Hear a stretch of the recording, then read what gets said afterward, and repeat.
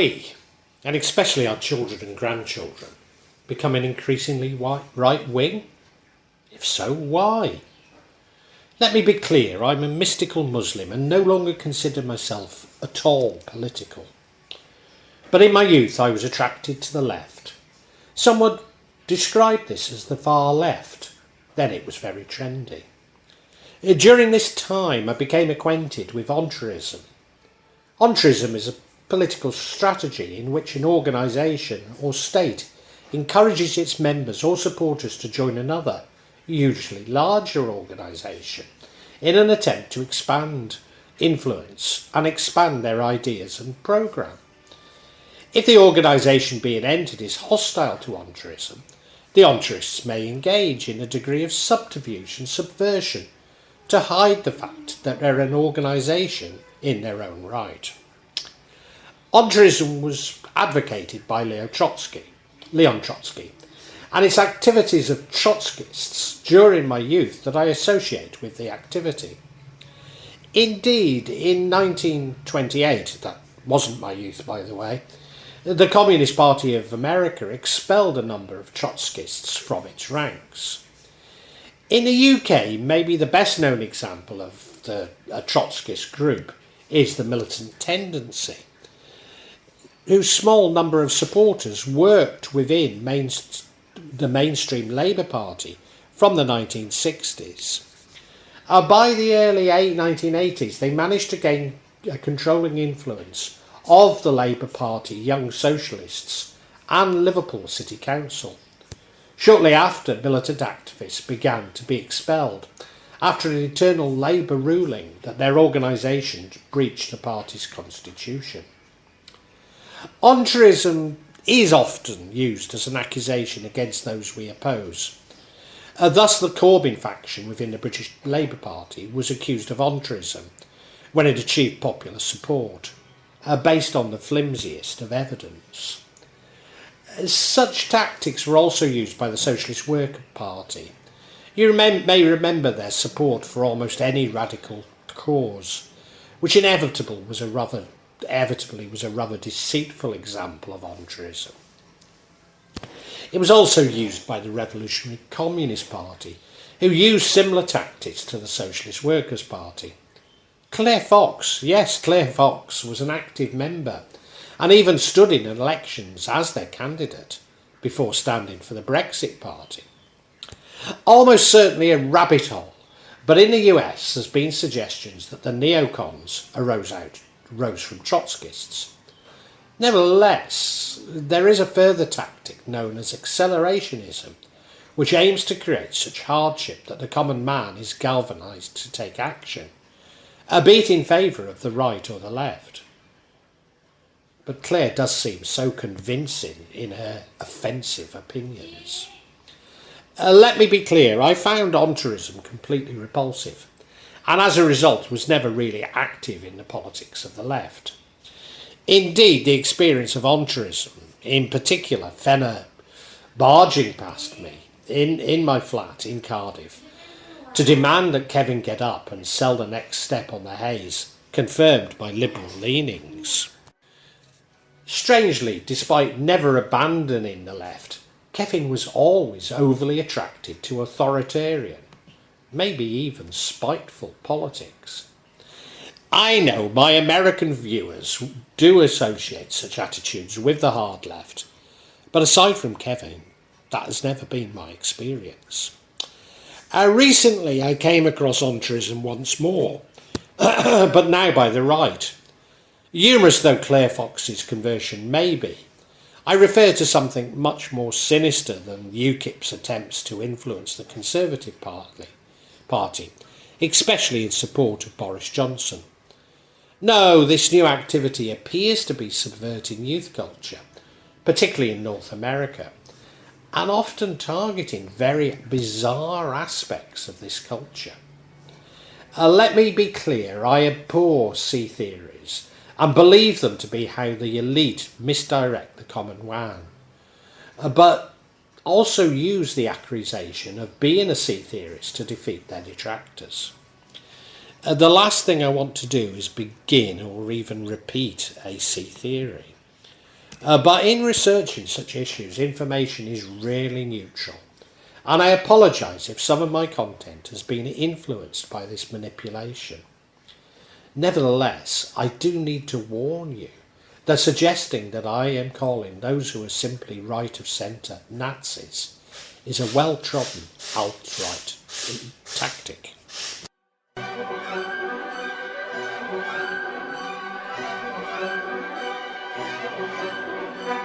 I started to get concerned about the influence of the far right, especially on youth culture, through my channel. You see, I'm a 66-year-old man, never watch television and don't really use social media.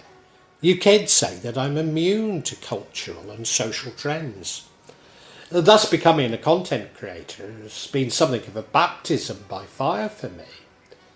Some of my posts on other channels appeared to be targeted by groups of young males from North America, in particular Canada, but from the Indian diaspora, who played online games and to me seemed a little nerdy, if not socially isolated. Indeed, I would characterise them as lonely youths, spending all their times in their bedrooms on the internet, telling their parents that they were doing their homework, destined to disappoint their parents, but will please them by entering an arranged marriage, maybe echoing the isolation and innate self-consciousness of Japanese youth. Often they masqueraded as hardline Muslims, challenging my more liberal interpretation. I'm certain that many of these young people are narcissists, which has become endemic thanks to social media, with India appearing to be particularly unrestrained in its etiquette. I'm also certain that Mossad and the BJP have initiated and encouraged such behaviour to undermine Islam. However, there seemed to be something more random and somewhat coordinated about most of these responses. Bizarre though it may seem that Indian Hindus are attracted to the far right in North America, I understand that Chinese Americans seem to be equally enthusiastic about the right, financially contributing to the Proud Boys. I've now found that there is indeed a movement amongst young people who derive pleasure from trolling on social media. They use the anonymity of social media to develop alternative persona and fabricate autobiographies, such as Hindus pretending to be hardline Muslims or Southern Baptists. Truth has no currency. Indeed, there is some evidence that a number of sea theories originate with the alt-right. The only principle is to annoy as much as possible. But more on this later. The other time I became aware of the far-right entryism was when researching the Order of the Nine Angles.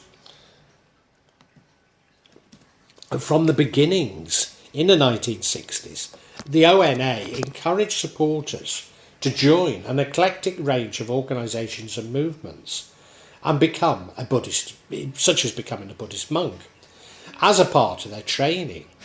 It also uses an online game it created as a major vehicle for communication between supporters.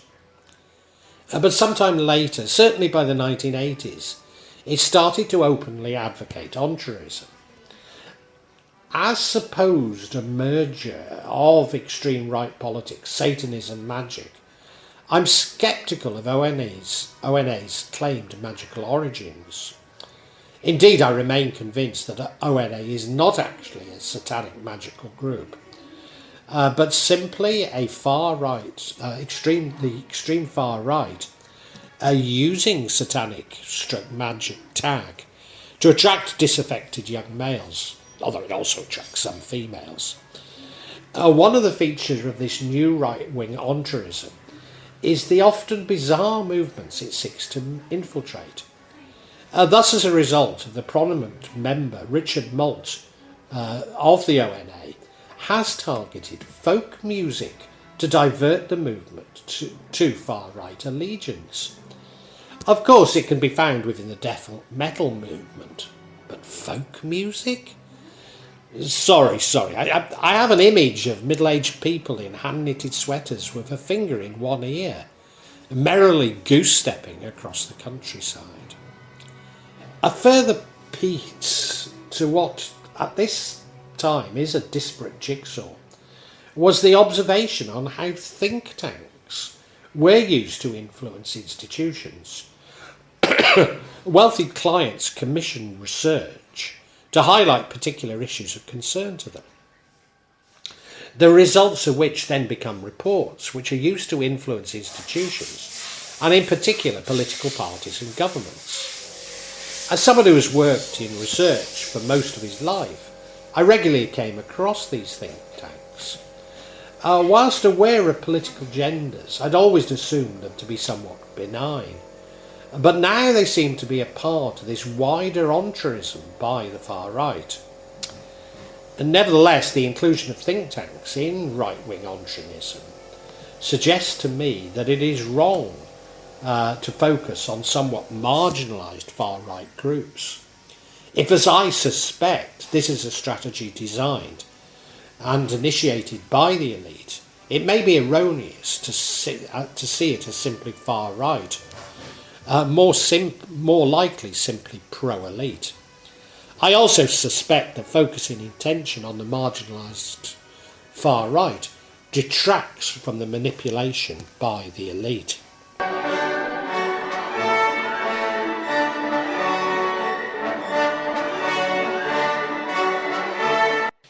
From what I can tell, this entryism by the right arose in the 1970s. Certainly the Nouvelle Droite in France in the 1970s began advocating entryism, infiltrating the National Front in the 1980s. By the late 1970s, the National Front and the British movement in the UK began to recruit skinheads and football hooligans. This gave rise to the English Defence League from the ranks of the football hooligans, albeit with the financial support of IS, and I don't think I can say it, IS-L.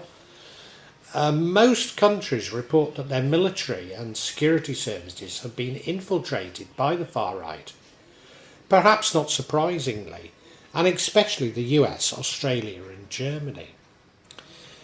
I have mentioned the often bizarre movements targeted by the far right, but apparently in IS, the right has infiltrated human rights organisations, having already diverted its media, whilst in the UK animal rights organisations have been infiltrated, or at least according to the Countryside Alliance, as have a number of rural movements such as the Farmers' Movement in Germany. Apparently any group with a large number of white males is a target, especially if the membership of that group leads to a sense of marginalisation, however real it may be.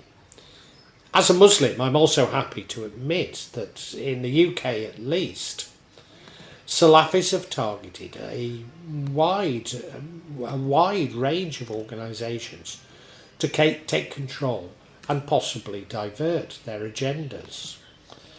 Although this largely rebalances the agendas that have historically worked against the Pakistani community, especially in northern England. Certainly most masjids or mosques in the UK are now controlled by Salafis, and I've mentioned before on how I am made to feel unwelcome in them. This is more than simply a sea theory, and the government's counter-terrorism programme, Prevent, whom I've worked for, has been monitoring this infiltration.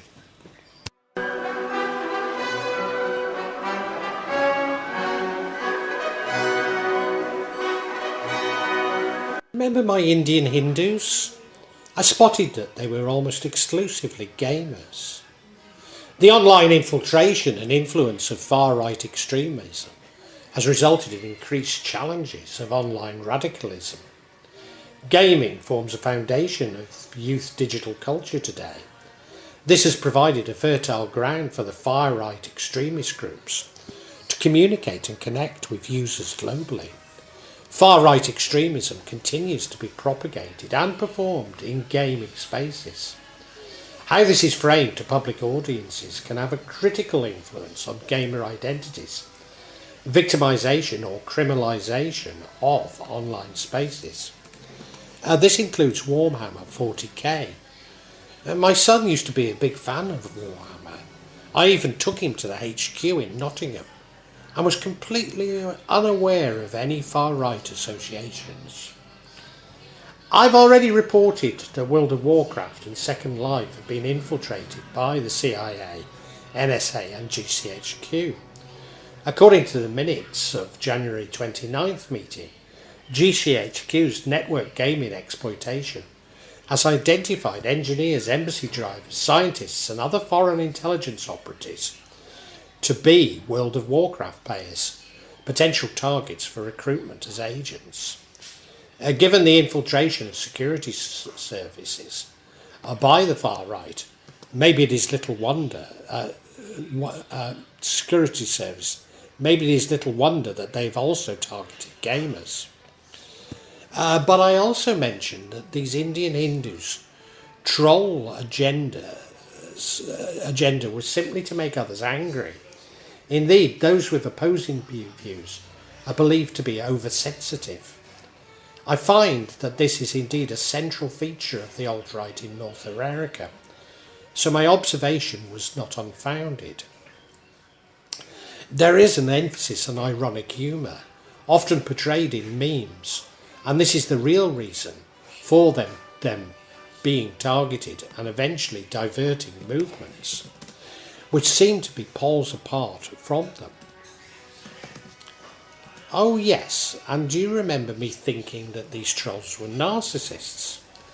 Well, psychologists Patrick S. Forscher and Noor S. Kilty conducted a study of 447 self-identified alt-right members and found that they had higher rates of dark triad traits than non-Trump supporters. Hardly convincing evidence, but linked to social media addiction. I'm sure that I'd identified the correct profile. From 2015, the cartoon Pepe the Frog was appropriated by the alt-right and used for hate speech, hate-filled themes. A variety of variation of Pepe, known as Groiper or Easter Toad, was used as early as 2015 and became popular in 2017. Groiper is depicted as a round green frog-like creature with a chin resting on his interlocked fingers. In India, Pepe has been recoloured to saffron and supporters are known as trads. During the 2016 United States presidential election, Keck became associated with alt-right politics. Keck is associated with the recurrence of repeating digits known as dubs, trips or quads, amongst other terms, in the sequential codes assigned to posts made on 4chan, as if he had the ability to influence reality through internet memes. Kekistan is a fictional country created by 4chan users that has become a political meme and online movement.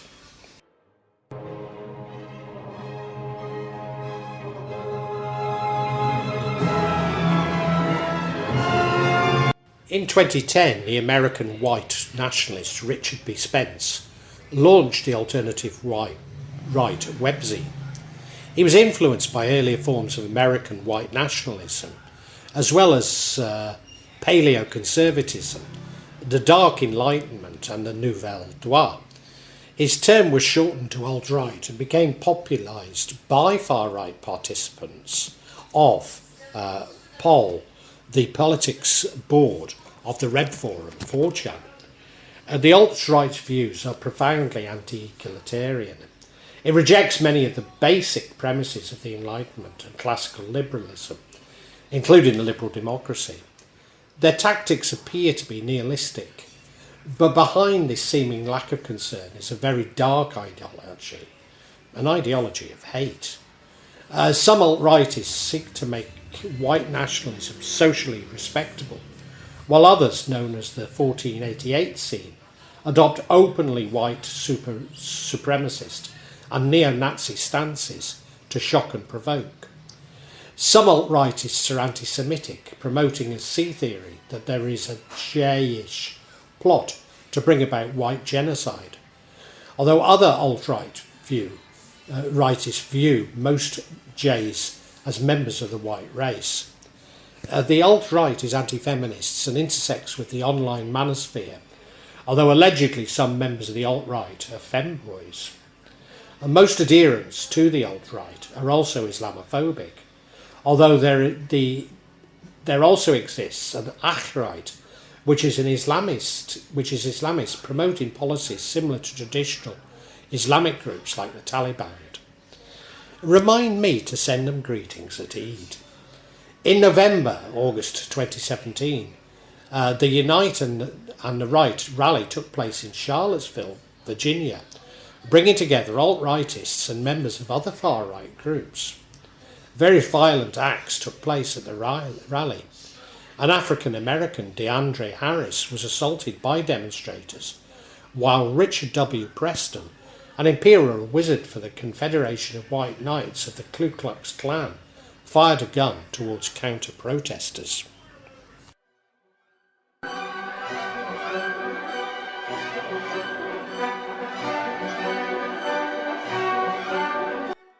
The alt-right has increasingly infiltrated anime and manga communities. Whilst it's difficult to pinpoint why exactly the extreme right is obsessed with anime in Japanese society, it can be linked to how Japan is widely viewed as a perfect society by this movement. The racial homogeneity, social cleanliness, and growing Japanese aversion to foreigners and foreign immigration is perceived as idyllic and desirable by those in the West who subscribe to the conspiratorial view that white people are being intentionally driven out of society. And many of the anime storylines represent nationalistic, militaristic or traditional themes, like Attack on the Titan, Code Geass and Gate. Thus anime is an indirect hearkening to political philosophy. However, the use of anime as an attachment to political messaging is not exclusively only to the anime worlds that are rooted in conservative or anti-woke ideology. Even anime that is not directly conservative or does not directly include themes of traditionalism or conservative political identity can be vehicles of extreme right rhetoric. And many fans find anime characters actually desirable. The compliant Asian female, so different from her feminist counterparts in North America, a myth that I know only too well. But the fact that they do not materially or physically exist means that they're just out of reach, and therefore anime-obsessed weebs are reportedly trying to attain social fulfillment. I guess if you're like me, you're a 66-year-old European, I've already lost you a long time ago and find all this incomprehensible. Well, it gets more bizarre. L'amour toujours is a Eurodance song written and recorded by Italian DJ Gigi D'Agostino. Adopted by the alt-right, it became the rallying cry across Europe, but particularly in Germany. And nightcore is a Eurodance genre using anime and often high-pitched female Asian-sounding voices, or are they simply speeded up? It was promoted as a gay forum and movement, but has been infiltrated and diverted by the alt-right. But frankly, this is the tip of the iceberg.